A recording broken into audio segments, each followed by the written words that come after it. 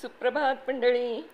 मी नीलिमा पटवर्धन आणि आजपासून आपण एक नवीन लेखमाला वाचायला सुरुवात करतोय. लिहिलेली आहे मीनाक्षीताई देशमुख यांनी आणि ज्यांच्यावरती लिहिली आहे ते आहेत शिवा काशीत. तर सुरू करूया. पण त्याच्या आधी मीनाक्षीताईंचं थोडंसं जे प्रस्तावना आहे ती मी वाचून दाखवते. सुरुवातीला त्यांनी ज्या ज्ञात अज्ञात लेखकांच्या पुस्तकातून संदर्भ घेतले त्यांच्याप्रती कृतज्ञता व्यक्त केली आहे आणि मग पुढे सुरुवात केलेली आहे. त्या म्हणतात, शिवा काशीदविषयी सर्वसामान्यांना इतकीच माहिती आहे की तो एक सामान्य मावळा असून गडाखाली राहणारा न्हावी होता. पण खरोखर त्याची एवढीच ओळख होती का? इतिहासातील पडद्यामागे असे कितीतरी अनमोल हिरे अतिशय दुर्लक्षित राहिलेत. छत्रपती शिवाजी महाराजांची दृष्टी खरोखरच रत्नपारखी होती. त्यांनी एक एक अनमोल रत्न आपल्या भोवती गोळा केली होती. शिवा काशीदविषयी इतिहासात फार उल्लेख आढळत नाही. अशी अगणित माणसं आहेत की ज्यांनी अतुलनीय पराक्रम केले, पण त्यांचं नाव इतिहासात आढळत नाही. छत्रपती शिवाजी महाराजांनी स्वराज्य स्थापनेचा स्वतंत्र लढा सुरू केला. त्या लढ्यात अनेक छोट्या मोठ्या मावळ्यांनी, त्यांच्या सवंगड्यांनी आपल्या घरावर तुळशीपत्र ठेवून कल्पनेबाहेर पराक्रम करून अगदी हसत हसत बलिदान दिलं. स्वराज्य हा स्वातंत्र्याचा मंत्र होता, तर हर हर महादेव ही प्रेरणा होती. शिवा काशीचं इतिहासात असलेलं स्थान अनमोल आहे. म्हणूनच म्हटलं जातं की होता जीवा म्हणून वाचला शिवा. अगदी असंच शिवा काशीदबद्दल म्हणावं लागेल. त्याला माहीत होतं की आपलं मरण निश्चित आहे, तरी पण त्यानं महाराजांचं सोंग वठवण्यास तो अगदी हसत हसत तयार झाला आणि त्याच्या बलिदानामुळे महाराज पन्हाळगडावरून सुखरूप निसटू शकले. अशी कितीतरी नावं आहेत. महाराज जीवावरच्या प्रसंगातून त्यांच्यामुळे सुखरूप निसटू शकले, जसं की बाजी प्रभू देशपांडे, तानाजी मालुसरे, हिरोजी फर्जन, मदारी मेहता, अनेक जण आहेत. शिवा काशीदविषयी जास्त माहिती उपलब्ध नसताना त्यांच्याबद्दल लिहिणं म्हणजे शिवधनुष्य पेलण्यासारखंच आहे. शिवा काशीद म्हणजे सामान्य मावळा, एक साधा नाभिक म्हणजे न्हावी. त्याला न्हावी म्हणूनच सगळेजण ओळखत असत. त्याच्या पाठीवर नेहमी एक धोपटी असायची. त्यात वस्तरा, कात्री, साबण असं दाढी करण्याचं किंवा डोकं भादरण्याचं असं साहित्य असायचं. जिथे सैन्यतळ असेल तिथे किंवा इतर प्रांतातूनही सैनिक यायचे, सैन्य यायचं, अशा फौजा जिथे उतरत तिथे हा शिवा हजर असायचा. सैनिकाच्या डोक्यावर वस्तरा चालवता चालवता दिलखुलास गोष्टी व्हायच्या. दाढी मसाज करता करता गोष्टीतून बेमालूम माहिती त्यांच्याकडून काढून घ्यायचा. त्यामुळे त्यांचे पुढचे बेत कळत असत आणि ही माहिती सैन्यात असलेले वासुदेव, गोंधळी, फकीर, लोहार, शिंपी, पायतण शिवणारे चांभार, कुंभार यांच्यापर्यंत पोचवायची आणि मग ती माहिती जायची महाराजांचा गुप्तहेर खात्याचे जे प्रमुख हेर होते ना, बहिर्जी नाईक यांच्याकडे. आणि या माहितीच्या आधारेच राजेंना आपले बेत मोहिमा आखता येत असत. आपल्या लक्षात आता आलंच असेल की शिवा काशीद हा सुद्धा साधा नाभिक किंवा न्हावी नसून गुप्तहेर खात्याचा एक अधिकारीच होता. परंतु त्याच्यावर संशय घ्यायला वाव नव्हता. तो त्याचा धंदा होता आणि या धंद्याच्या निमित्ताने शत्रू सैन्यात, शत्रू गोटात सहज खपून जात असे. महाराजांनी आपल्या एका जहागिरीचं स्वराज्यात रूपांतर करायला सुरुवात केली होती आणि अत्यंत कमी सैन्यबळावर त्यांनी अनेक गड किल्ले काबीज केले. त्यात अर्धा वाटा या गुप्तहेर खात्याचा होता. त्यात या शिवा काशीदचा महत्त्वाचा वाटा होता. त्यानं आपल्या अफाट अचाट कर्तृत्वानं उच्चवर्गीयांना तोंडात बोटं घालायला लावून अगदी थक्क केलं होतं.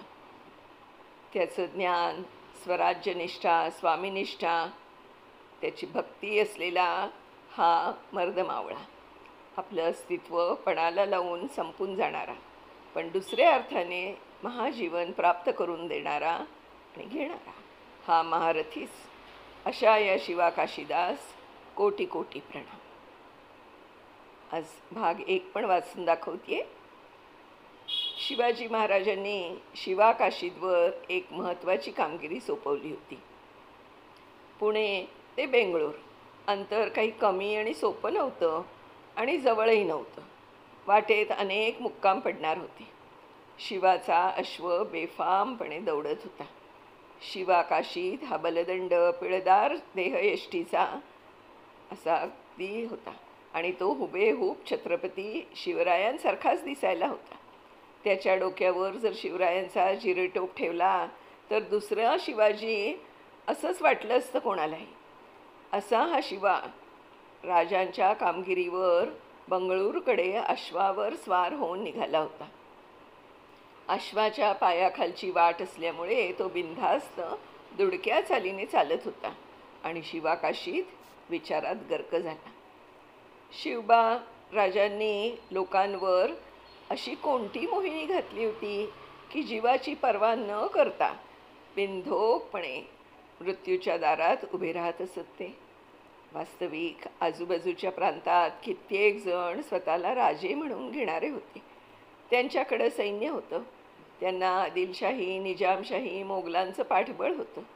सत्ता होती, संपत्ती होती, पण त्यांच्याकडे असा जीव ओवाळून टाकणारं कोणी नव्हतं. जावळीचे मोरे, बाजी घोरपडे, खोपडे तर स्वतःला राजाच समजत होते, पण त्यांना स्वातंत्र्य नव्हतं. ते परकीयांचे सरदारच होते, त्यांचे गुलाम म्हणून राहत होते. तसं शिवबा राजांचं नव्हतं. त्यांनी जर ठरवलं असतं तर पुण्यातील जहागिरीत स्वस्त बसून खाऊ शकले असते. ते परक्यांची चाकरी करून सुखासीन जीवन उपभोगू शकले असते. त्यांना स्वतंत्र होण्याची काय गरज होती? पण त्यांचा पिंडच वेगळा होता. आपल्या मराठी प्रांतातल्या गोरगरिबांचे हाल, स्त्रियांच्या आबरूचे होणारे धिंडवडे त्यांना पाहवल्याशिवाय जातच नव्हते. त्यांना प्रोत्साहन मिळाले ते त्यांचे वडील शहाजीराजांच्याकडून. शहाजीराजेही इतर सरदारांपेक्षा वेगळे होते. ते आदिलशाही दरबारात सरलष्कर तर होतेच, पण प्रत्यक्ष आदिलशाहीला आपल्या मनाप्रमाणे वागण्यास भाग पडण्याची किमया त्यांच्यात होती. शहाजीराजे जरी परकीय चाकरीत होते तरी ते धोरणी आणि मुत्सद्दी होते.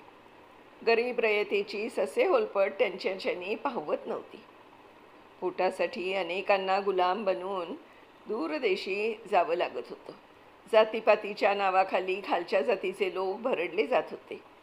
रूढी परंपरा रुजलेल्या समजुतीनुसार असलेले भोग भोगावेच लागतात असं समजून मुकाट्यानं अत्याचार सहन करीत हीन दीन अवस्थेत ते जगत होते.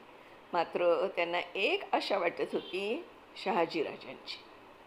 रयत वाट पाहत होती, खंबीर नेतृत्वाची, मजबूत आधाराची. दिवसामागून दिवस चालले होते. जहागीरदार वतनदार आपापसात लढत असल्यामुळे रयतेची अवस्था फार कठीण झाली होती. मावळखोरा आणि देशावरच्या लोकांची दुर्दशा आणि दैन्यावस्था बघवत नव्हती. सर्वत्र लूटमार झाली होती. शिवा काशीदच्या मनात असेच आठवणींचे दाटून आले होते. घोडा दुडक्या चालीनं चालत होता आणि शिवा त्या आठवणीत रमून गेला होता. शिवरायांचा जन्म जुन्नरला शिवनेरी किल्ल्यावर झाला. 1630 ते 33 पर्यंत जिजाऊसाहेब छोट्या राजांना घेऊन शिवनेरीवरच राहिल्या. नंतर त्या माहेरी शिंदखेडला 2 वर्ष राहिल्या.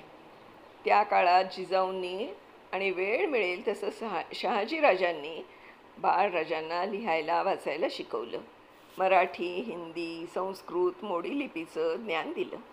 त्याचबरोबर गरीब रयतेच्या व्यथा वेदनांची माहिती दिली. नंतर शहाजीराजांकडे बंगलोरला बाळराजेंसह जिजाऊ गेल्या. तिथेच राजांचे थोरले बंधू संभाजीराजे यांच्याबरोबर यांनाही युद्धकलेचं शिक्षण मिळालं. तलवारबाजी, दांडपट्टा, घोडसवारी, पोहणं, डोंगर चढणं, व्यायाम याचंही शिक्षण मिळालं. तिथेच त्यांनी उर्दू आणि कन्नड भाषाही शिकून घेतली. त्या काळात इकडे बऱ्याच घडामोडी झाल्या. जुन्नर मोगलांच्या ताब्यात गेला होता. आदिलशहाचा सरदार मुरार जगदेवने पुणे प्रांतात नुसता धुमाकूळ घातला होता. शहाजीराजांची वडिलोपार्जित पुणे सुपे जहागीर होती, पण त्यांना या जहागिरीकडे लक्ष द्यायला वेळ मिळत नव्हता. मुरार जगदेवने पुण्यावर हल्ला करून गाढवाचा नांगर फिरवला. अक्षरशः सगळं पुणं खणून काढलं. रयतेची लूटमार केली. लोकांना हुसकावून लावलं. पुणे ओस पडले. लोक परांगता झाले. अनेकांनी डोंगर दऱ्यांचा आश्रय घेतला. ही परिस्थिती शहाजीराजांना कळल्यावर त्यांनी जिजाऊंच्या सल्ल्याने दूरदृष्टीने एक महत्त्वाचा निर्णय घेतला. बाळ शिवबांना पुण्याची जहागिरी द्यावी. ते खऱ्या अर्थाने राजे व्हावे. त्यांनी दुःखी रंजल्या गांजल्यांची व्यथा दूर करावी. अन्याय अत्याचाराचं निवारण करावं. स्वराज्य स्थापन करणारा राजा व्हावं, अशी शहाजीराजे आणि जिजामातांची सुप्त इच्छा होती. शहाजीराजांनी एक भगवं निशाण बाळशिवबांच्या हाती देत म्हणाले, बाळराजे, हा भगवा रंग शौर्याचं आणि शांततेचं प्रतीक आहे. हाच भगवा झेंडा यापुढे तुमचा असेल. शौर्याबरोबर रयतेचीही सेवा करा. आपल्या मराठी भूमीत शांतता आणा आणि बाळराजांसाठी बनवून घेतलेली अष्टकोनी राजमुद्रा त्यांना दिली.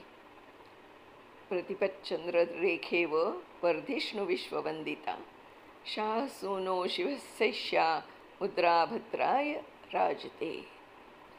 मंडळी, आज आपण इथे थांबतोय, पण फार सुंदर लेखमाला आहे ही. तुम्हाला सगळ्यांना नक्की आवडेल याची मला खात्री आहे. मीनाक्षीताईंचे मनापासून आभार मानते आणि उद्या आपण याच्या पुढच्या भागासह भेटणार आहोत. तोपर्यंत नमस्कार.